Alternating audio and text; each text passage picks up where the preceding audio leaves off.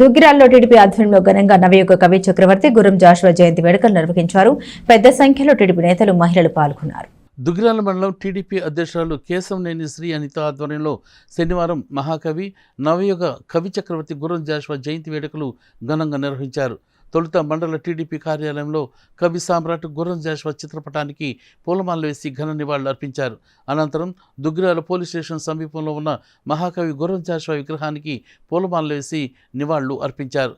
ఈ సందర్భంగా మండల అధ్యక్షురాలు కేశవనేని శ్రీ అనిత మాట్లాడుతూ నవయుగ కవి గుర్రం జాషువా సృష్టించిన సాహిత్యం ఎప్పటికీ తెలుగు ప్రజల హృదయాల్లో చిరస్థాయిగా నిలిచి ఉంటుందని ఆమె పేర్కొన్నారు.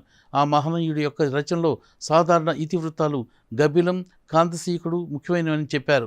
ఈ కార్యక్రమంలో టీడీపీ నాయకులు, దళిత సంఘాల నేతలు, స్త్రీ శక్తి మహిళలు తదితరులు పాల్గొన్నారు. జాషువా గారి జయంతి కార్యక్రమం ఘనంగా నిర్వహించుకోవడం జరిగింది.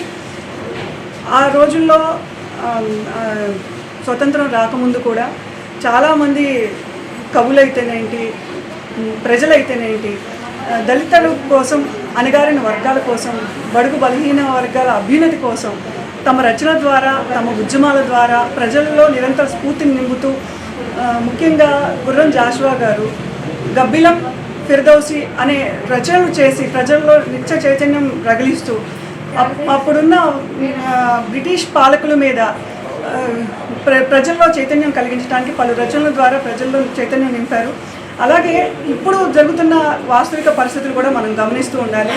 మత సామరస్యం పాటిస్తూ, ముఖ్యంగా ప్రతి మతాన్ని గౌరవిస్తూ, ఏదైతే మన పెద్దలు చెప్పారో కవులు, ఉద్యమకారులు, వాటిని స్ఫూర్తిగా తీసుకొని నేటి యువత కూడా మనం ఆదర్శంగా ముందుకు వెళ్ళాలని